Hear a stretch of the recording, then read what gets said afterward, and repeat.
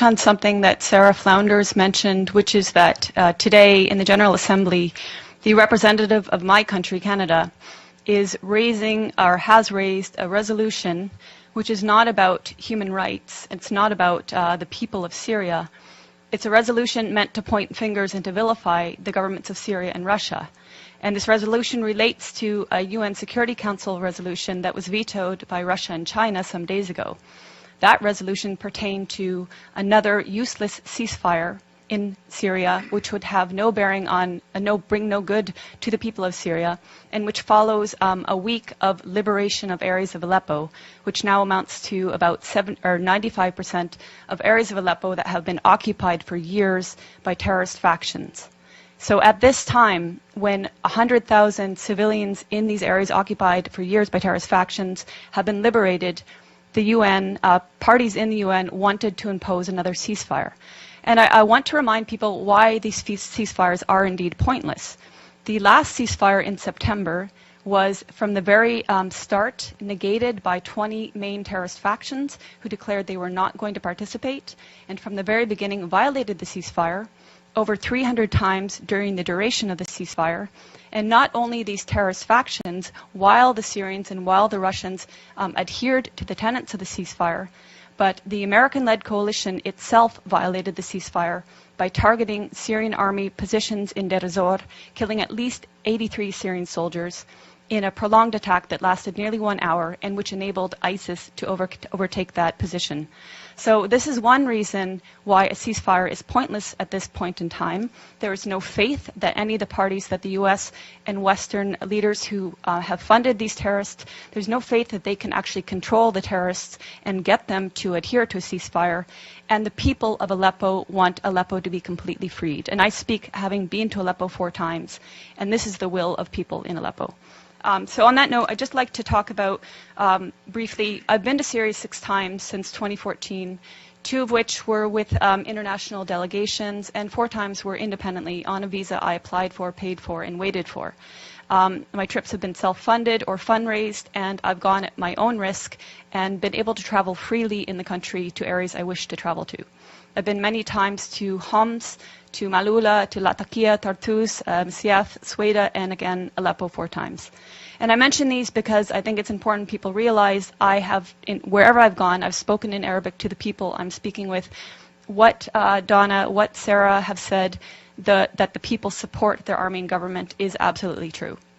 Whatever you hear in the corporate media is the complete opposite. And on that note, what you hear in the corporate media, and I will name them, BBC, Guardian, New York Times, etc., on Aleppo is also opposite of reality. Aleppo since 2012 has been inhabited by different terrorist factions, among them al-Nusra, among them the so-called Free Syrian Army, which has committed the same heinous acts of terrorism as al-Nusra, as ISIS, as Ahrar al-Sham, as Nuruddin al-Zinki, which beheaded a 12-year-old Palestinian child, and somehow is still deemed moderate. Since 2012, these areas of Aleppo, which have now recently been freed, their occupation by these terrorist factions has meant the greater Aleppo, the 1.5 million plus population of greater Aleppo have suffered sieges, denying them food and medicine.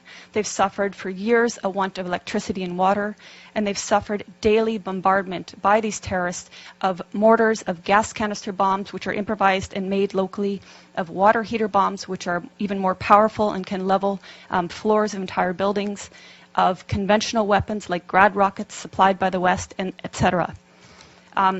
As I said, they've suffered these attacks on a daily basis, and even now, because there are still Western-backed terrorists in pockets of Aleppo, there are still mortars and gas canister bombs raining down, and people are still dying in Aleppo.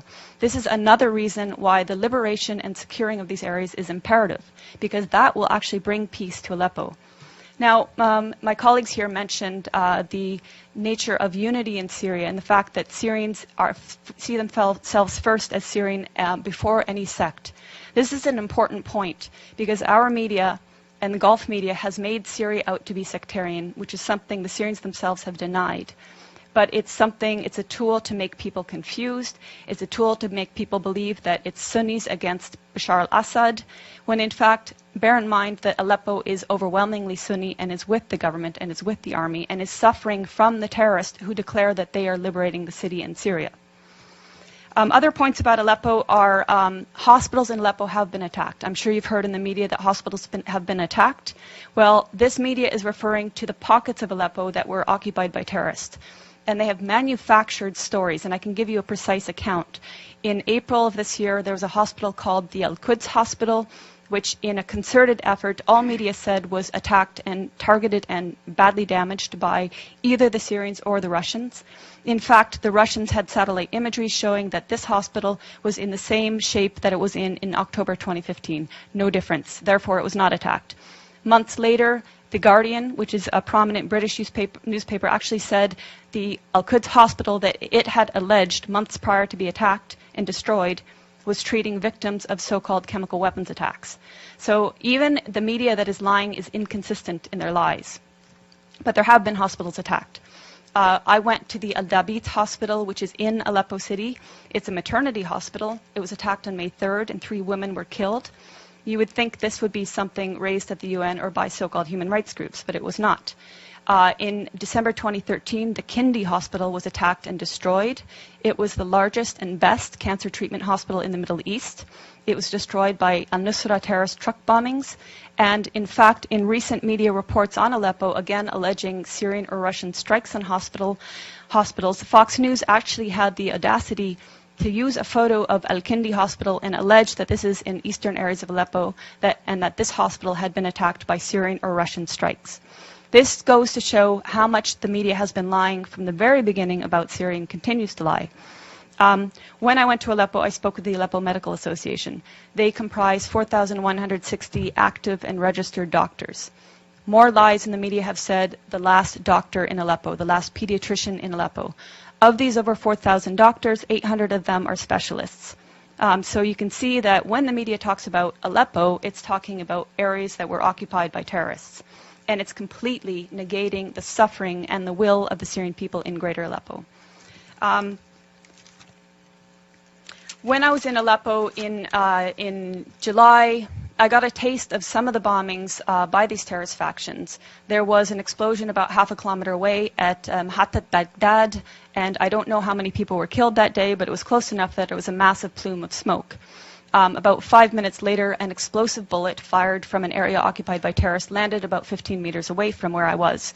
If it had hit parked cars, I wouldn't be here speaking. A day later, a good friend of mine, his mother was killed by one such explosive bullet. So this is just a small taste of what people are suffering on a daily basis.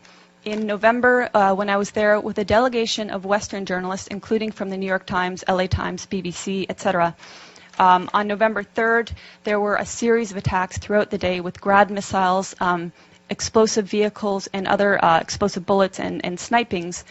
By the end of the day, 18 people, civilians, were murdered and over 200 were injured, including critically. We were at the Al-Razi hospital, which is one of the main hospitals, and we saw the maimed people pour in. And this was just one day of many of endless days in Aleppo. On November 4th, we were at the Castello Road humanitarian crossing. This was a day that was meant to allow the people in eastern areas of Aleppo that were inhabited by terrorists to evacuate. And this was not the first time. On prior occasions, the Syrians and the Russians had opened 8 humanitarian corridors to enable people to leave. These were attacked by terrorist factions heavily. Even that day on November 4th, the Castello Road crossing was attacked, twice with mortar shelling when we were there and 5 times afterwards.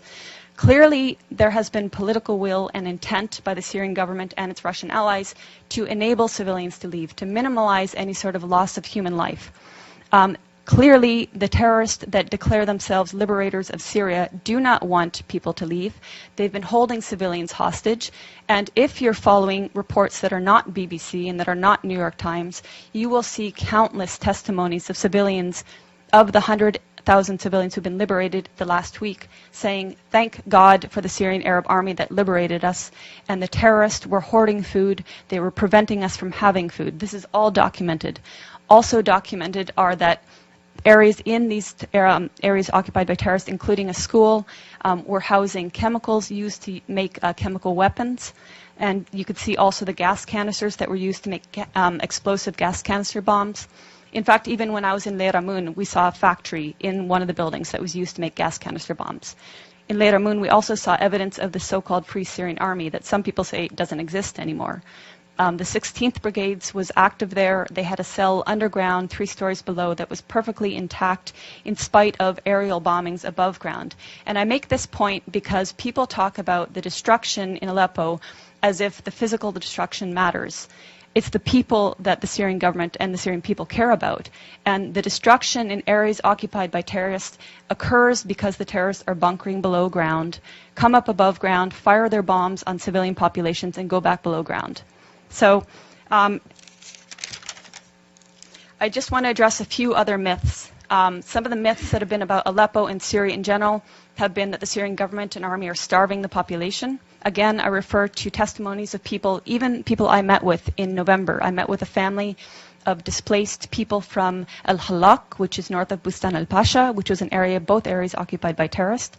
At that time, when I met them on November 10th, he told me that they had fled along with about 40 others on about 20 days prior, and that they had tried twice prior to flee, but they were prevented violently so from doing so by the terrorists that inhabited those areas.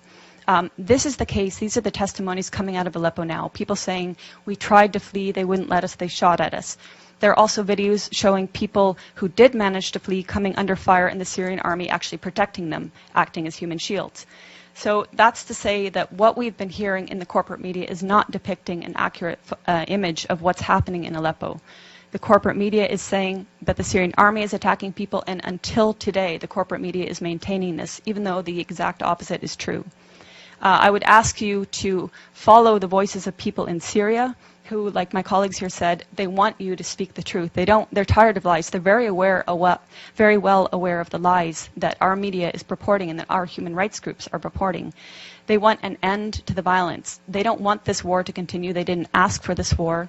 But as my colleagues stressed, Syria is a sovereign nation. It has the right to fight against terrorism. And we know that 101 of 193 UN member states have sent terrorists to Syria to slaughter and destroy. So Syria is fighting a war against terrorism. It's winning in Aleppo, and hopefully either the terrorists will accept a deal to be transported out of Aleppo, hopefully they will participate in the Musalaha, the reconciliation, will lay down their arms, will take the amnesty offered to them by the government and which has been taken by thousands of former militants. And hopefully, above all, the US will stop supporting terrorism and stop funding terrorism. And hopefully this new bill will take fire, will be supported, and actually it will be impossible to fund an armed mercenaries from FSA, Ahrar al-Sham, Nuruddin al-Zinki, and all the colors in between, because they're all the same terrorists. Yeah, thank you. Thank you, Eva. Very informative. Thank you very much. Now we are open to questions, if there are questions. The gentleman in the back. Thank you very much. I'm Christopher Ronneberg with the Norwegian newspaper Aftenposten. A question for, or two questions for Ms. Bartlett here. As a journalist, I'm sure you can appreciate getting other impressions than empirical impressions from the ground. When you talk about the Syrian people and what the Syrian people want, how can you quantify that? Do you have any independent surveys where you can actually document that? And secondly, you talk about the corporate media, the Western media, the lies, and all of this. Could you explain what you think might be the agenda from us in the Western media, and why we should lie, why the international organizations on the ground should lie, why we shouldn't believe all these absolutely documentable facts that we see from the ground, these hospitals being bombed, these civilians who are talking about the atrocities that they have been experiencing. How can you justify calling all of us liars? Sure. Thank you. I mean, there are certainly honest journalists amongst the very compromised establishment media. Let's start with your second question. So, international organizations on the ground. Tell me which ones are on the ground in eastern Aleppo. Yeah, okay, I'll tell you, there are none. There are none. These organizations are relying on the Syrian Observatory for Human Rights, which is based in Coventry, UK, and which is one man. They're relying on compromised groups like the White Helmets, which let's talk about the White Helmets. The White Helmets were founded in 2013 by a British ex-military officer. They have been funded to the tune of $100 million by the US, UK, and Europe and other states. They purport to be rescuing civilians in eastern Aleppo and Idlib, yet no one in eastern Aleppo has heard of them. And I say no one, bearing in mind that now 95% of these areas of eastern Aleppo are liberated. The White Helmets purport to be neutral, yet they can be found carrying guns and standing on the dead bodies of Syrian soldiers. And their video footage actually contains children that have been recycled in different reports. So you can find a girl named Aya who turns up in a report in month, say, August, and she turns up in the next month in 2 different locations. So they are not credible. The SOHR is not credible. Unnamed activists are not credible. Once or twice, maybe, but every time, not credible. So your sources on the ground, you don't have them. As for your agenda, not your, but the agenda of some corporate media, it is the agenda of regime change. How can the New York Times, I was reading it this morning, or how can Democracy Now!, which I was reading the other day, maintain until this day that this is a civil war in Syria? How can they maintain until this day that that the protests were unarmed and nonviolent until, say, 2012? That is absolutely not true. How can they maintain that the Syrian government is attacking civilians in Aleppo when every person that's coming out of these areas occupied by terrorists is saying the opposite? So that's with regards to your question on lying Western media. How do I quantify the support of the Syrian people? The elections. In 2014, the Syrian people held elections. The voter turnout was 88%, including people in Lebanon, where I was during the elections in Lebanon, which were actually ran for 2 days, extended hours, people walking for kilometers to reach the embassy, including people who flew from their own countries like mine, which has criminally shut the Syrian embassy so that Syrian people have no rights, and including people within Syria who braved a torrent of terrorist mortars and missiles on election day. And yet, voter turnout rate was something like 88%, I believe. And then the election, the results were 78, I believe. I think Tim Anderson gives you the opposite. Okay, I might get the turnout wrong. So the results. 74 was the participation. 74 participate, 88. Okay. Anyway, the point being, overwhelmingly, the people support President Assad. That's based on elections, based on my own travels. Okay, so that's subjective. But as I said, I've traveled around Syria, talked with people of all faiths, all walks of life, and there are people that want change in the government. We're not pretending they don't want change. Everybody wants change. But in terms of support of the government, the point is they don't see President Assad as the problem. They see the problem as terrorism. They see elements of problems in the system that they have there. But President Assad, they don't see as the problem. They actually overwhelmingly support him. So I'm basing it on their choice in their leader, and I'm basing it on my interactions with people in Syria.